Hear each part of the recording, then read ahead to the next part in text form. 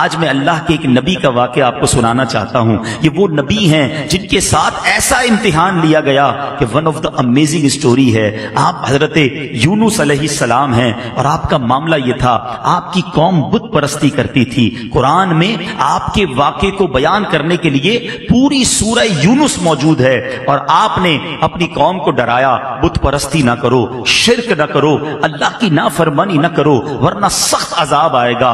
قوم کہتی کہ وہ بت پرستی کرتی تھی, آپ کی بات مانتی نہ تھی. آخر کار آپ کی قوم کو آپ نے کہہ دیا بس اب عذاب آنے ہی کو ہے, کسی وقت بھی عذاب آ جائے گا, اب اللہ کی طرف سے عذاب آنے والا ہے. قوم نے کہا, پلاننگ کی, حضرت یونس پر نظر رکھو, اگر یہ ہمارے شہر میں ہیں تو عذاب نہیں آئے گا, جس دن یہ شہر سے نکل جائیں سمجھ لو عذاب آنے والا ہے. کمال کا عقیدہ تھا, بتوں کو پوچھتے تھے مگر دل میں یہ بھی جانتے تھے یہ اللہ کے نبی شہر میں رہیں گے, اللہ عذاب نہیں بھیجے گا. بہرحال آپ ایک رات تشریف لے گئے, قوم کو پتہ چل گیا, بادل بھی آ گئے, کالی بدلیاں بھی آ گئی, عذاب کے جو آثار تھے وہ نمودار ہو گئے. اب قوم نے کیا کیا, ساری قوم میدان میں جمع ہوئی ننگے سر, اب اللہ کی بارگاہ میں رونے لگے. جس پر ظلم کیا تھا اس سے معافی مانگنے لگے, اب جس کا قرضہ دینا تھا اس کے قرضے لوٹا دیے. بچے بوڑھے عورتیں روتے روتے اللہ کی بارگاہ میں دعا کرنے لگے, یا اللہ اب معاف کر دے, عذاب نہ بھیجیو, بت پرستی سے توبہ کرتے ہیں, حضرت یونس پر ایمان لے آئیں گے, اے اللہ اس بار عذاب کو ٹال دے. اتنا گر گڑائی قوم, اتنا گر گڑائی قوم کہ سبحان اللہ وہ آتا عذاب واپس چلا گیا. ادھر حضرت یونس علیہ السلام باہر شہر سے یہ سوچ کر چلے گئے تھے کہ جب میں واپس آؤں گا اس قوم نے تباہ ہو جانا ہے, مگر جب آپ واپس آئے تو کوئی عذاب نہیں آیا تھا, ایوری تھنگ از اوکے. تو لوگوں نے کہا حضور اپنی قوم کی طرف جائیے. کہا میں کیسے جاؤں, میں اگر قوم کی طرف جاؤں گا تو قوم مجھے جھوٹا کہے گی. اچھا ان کو یہ نہیں پتا تھا کہ قوم نے توبہ کر لی ہے اور حضرت یونس پر ایمان لانے کی نیت بھی کر لی ہے. ادھر حضرت یونس سمجھ رہے ہیں کہ میں اگر شہر میں چلا گیا تو انہوں نے تو مجھے قتل کر دینا ہے کہ تم جھوٹے ہو, تم نے کہا تھا اللہ کا عذاب آئے گا, عذاب آیا نہیں کیونکہ آپ کو یہ حکم مل چکا تھا کہ عذاب آ رہا ہے. اب آپ اسی جس کو کہیں کہ کیفیت میں اس شہر میں داخل ہونے کی بجائے آپ باہر گئے, کشتی میں سوار ہوئے اور اس شہر سے باہر کہیں جانے کے لیے روانہ ہو گئے. ایک اور آزمائش, وطن تو چھوٹ گیا, اب کشتی بیچ سمندر میں جا کر رک گئی. اب اس زمانے کی قوم کا ایک اصول تھا کہ جو بھاگا ہوا غلام ہوتا تھا نا, وہ جب کشتی کہیں رک جائے تو سمجھ لو اس کشتی میں کوئی بھاگا ہوا غلام ہے. اب انہوں نے کہا کون ہے, تو ایک قرآن دازی ڈالی گئی اور اس قرآن دازی میں حضرت یونسی کا نام نکل آیا. بھری کشتی سے بیچ سمندر میں آپ کو انہوں نے دریا میں سمندر میں ڈال دیا. There is no life jacket on that time, کوئی لائف جیکٹ نہیں تھا, آپ کو سمندر میں ڈال دیا, کشتی آگے چلی گئی. اللہ کے نبی ہیں. آزمائش دیکھو, تو ایک بڑی سی مچھلی آئی اور حضرت یونس علیہ السلام کو اس نے نگل لیا. آزمائش پر ایک اور آزمائش, اللہ اکبر. مگر زباں پر شکوہ نہیں تھا, شکایت نہیں تھی کہ یا اللہ تیرا نبی اور میرا یہ حال. اللہ اکبر. آپ کی عاجزی دیکھیں, آپ نے اس مچھلی کے پیٹ میں وظیفہ کرنا شروع کر دیا. اور یہ کون سا وظیفہ تھا؟ لا الہ الا انت سبحانک انی کنت من الظالمین. جو آیت کریمہ ہم پڑھتے ہیں نا, یہ کہاں سے ملی ہے؟ یہ حضرت یونس علیہ السلام نے مچھلی کے پیٹ میں اس کا ورد کرنا شروع کر دیا. ایک عاجزی کا انداز تھا, ایک گر گڑانے کا انداز تھا, ایک توبہ کا انداز تھا.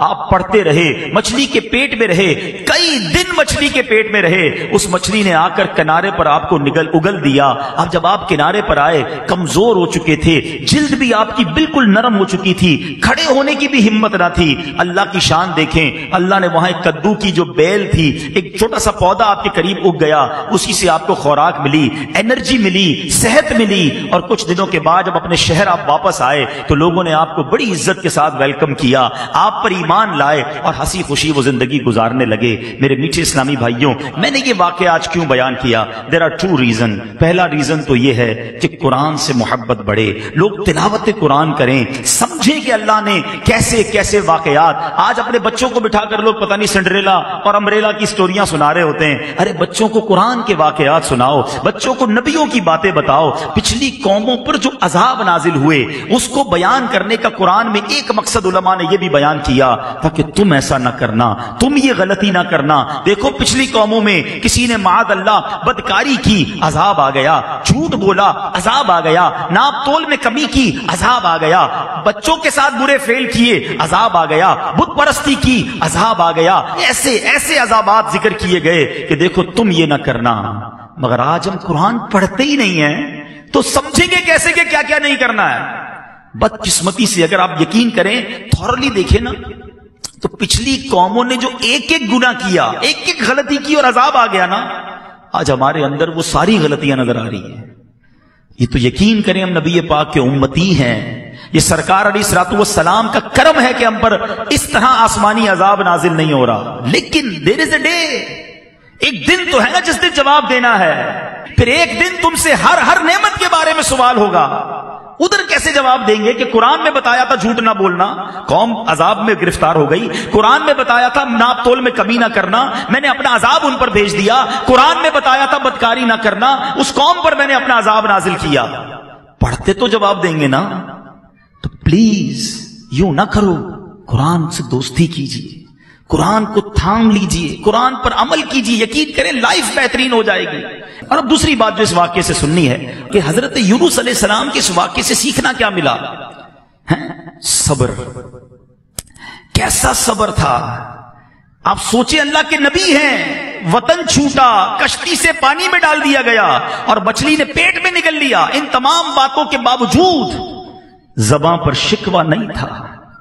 مگر آج چھوٹی چھوٹی تکلیف پر, چھوٹی چھوٹی آزمائش پر زبان پر شکوے ہیں, شکایتیں ہیں.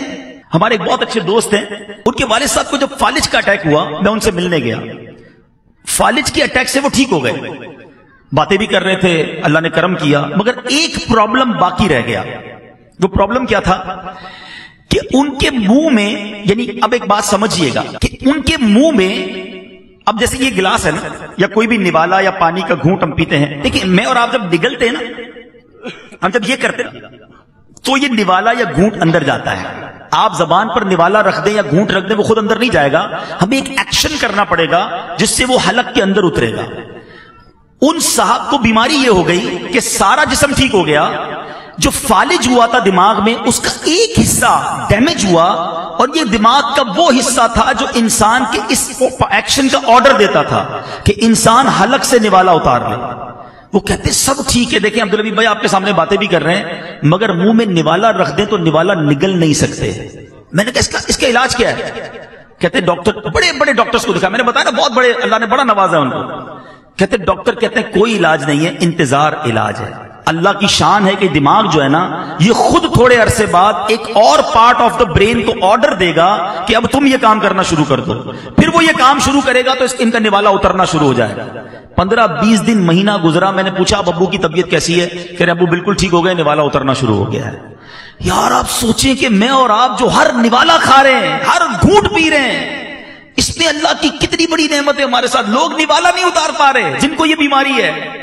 خدا را قدر کرو رب کی نعمتوں کی, شکوہ نہ کیا کریں. پریشانی چھوٹی سی آتی ہے اور ہم شکوہ شکایت کا دفتر کھول دیتے ہیں. بات تھوڑی سی صوفیانہ ہے, بڑی باریک ہے, لیکن آپ سمجھیں گے تو بہت گہری بات ہے. ایک شخص حضرت رابعہ بصری رضی اللہ تعالیٰ عنہ کے پاس سے گزرا, سر پر اس نے پٹی باندھی ہوئی تھی. آپ نے کہا کہ یہ پٹی کس چیز کی باندھی ہے؟ کہ حضور سر میں درد ہے اس لیے پٹی باندھی ہے. کمال کی بات کہی.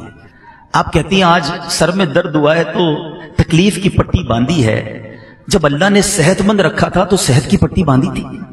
بات گہری ہے, سمجھیے گا.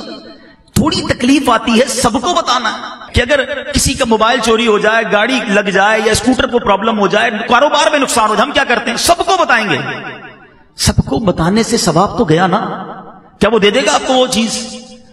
اچھا جب نفع ہوتا ہے, آج 5,000 کا نقصان ہوا تو پورے شہر کو پتا چل گیا, پورے محلے کو پتا چل گیا. جس دن آپ نے 50,000 کمائے اس دن ہمیں بتایا کہ آج عبدالعبید بھائی بڑے پیسے کمائے. نہیں بتاتا کوئی, اپنی نعمتیں نہیں بتاتے, اللہ کی مہربانیاں نہیں بتائیں گے, نقصان سب کو بتائیں گے. اور میں آپ کو صحیح بتاؤں، گھر والوں کو تو زیادہ نہیں بتاتے کہ گھر والوں کو بتائیں گے آج بڑی زبردست دیہڑی لگی ہے تو خرچہ شروع کر دیں گے گھر والے، تو یہ باتیں بھی نہ بتائیں. اگر مشکل آ گئی ہے نا، صبر کریں اور اس کا ثواب کمائیں. تو حضرت یونس علیہ السلام کا جو میں نے آپ کو قرآنی واقعہ سنایا، یہ میسج دیتا ہے کہ آزمائشیں آئیں گی، پریشانیاں آئیں گی زندگی میں، صبر کرنا، آزمائش پر صبر کرنا، اللہ کی ہر فیصلے پر شکر کرنا، جو دیا اس پر اللہ کا شکر ادا کرتے رہنا. قرآن میں رب نے وعدہ فرمایا ہے تم میرا شکر ادا کرو میں تمہیں اور عطا فرماؤں گا. آپ شکر تو کریں، جو بھی دیا اس پر شکر کریں. جو میں نے کہا نا کہ ہم جتنے بھی لوگ بیٹھے ہیں ہم سے زیادہ پریشان ہیں، لوگ مصیبت میں ہیں.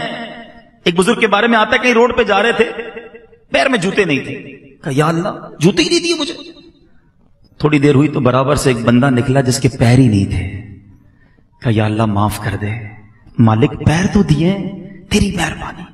جب بھی یہ احساس ہونا کہ میں کچھ لوگوں سے پیچھے رہ گیا ہوں، میرے پاس کم ہیں چیزیں، اپنے سے کمتر کو دیکھ لینا، زبان سے شکر نکلے گا. اللہ مجھے اور آپ کو صبر کرنے والا بنا دے.